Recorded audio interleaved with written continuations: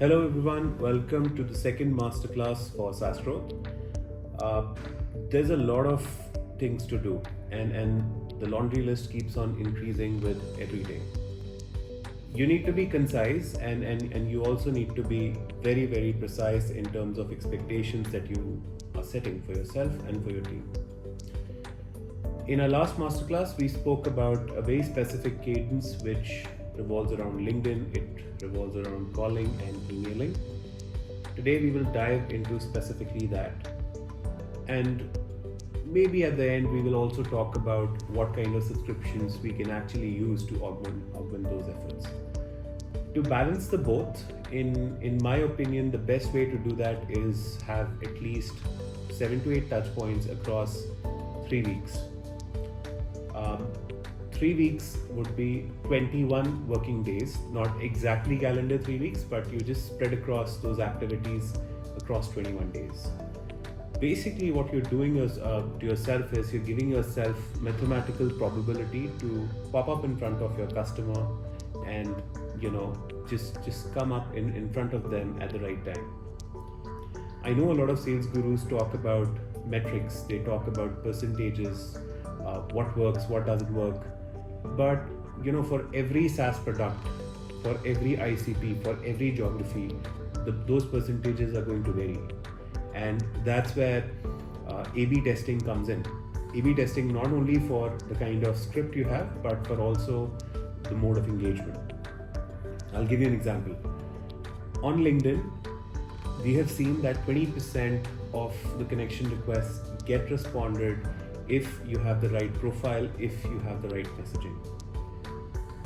The call connection ratio, if you are making outbound, even with the smart dialer, is not more than 5% or 6%. And then the meeting percentage is far lesser. It could be 1% or 2%. In case of emails, it all depends on how good your marketing engine is. It could be your domain health, it could be your value proposition, it could be your CTAs, it could be how your marketing and sales handshake is happening. Again, something we will talk about in the next masterclass. In this masterclass, we will stick to the cadence. The cadence of 7 to 8 touch points across 21 days would involve calling, emailing, and LinkedIn. You can mix and match and see the order of priority.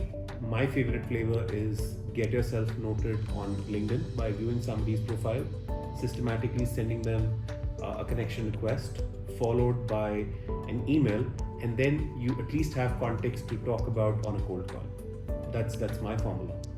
So you do this at least twice, and that makes you 6 touch points.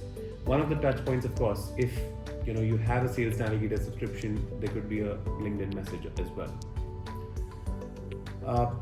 There is a lot of talk around video messaging, which is something that I personally feel adds a lot of life in your overall cadence. There are a lot of tools to automate this through AI. There are a lot of tools to simply record a message and shoot out and just see whether that video got watched or not.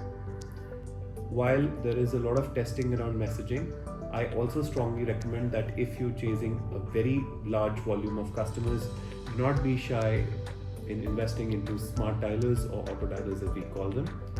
To name a few, you could try Orem, you could try Playbook. There are a few others specifically for Europe, which are more specific to that territory. There are a few for APAC if you're prospecting outside the US as well. But I think smart dialers is a very good option if you want to quickly wrap up with a 200 or a 300 calling list in about an hour and a half. Spend the rest of 3 hours maybe LinkedIn and emailing, and you're done. Remember, the rule of thumb is very simple. You need to reach out to at least 100 or 150 people over a call, 60 to 70 emails, and at least 20 to 25 new connection requests every day. Rinse, repeat, into 20, you get the results. For now, just try this out and do well with your sales. Happy selling.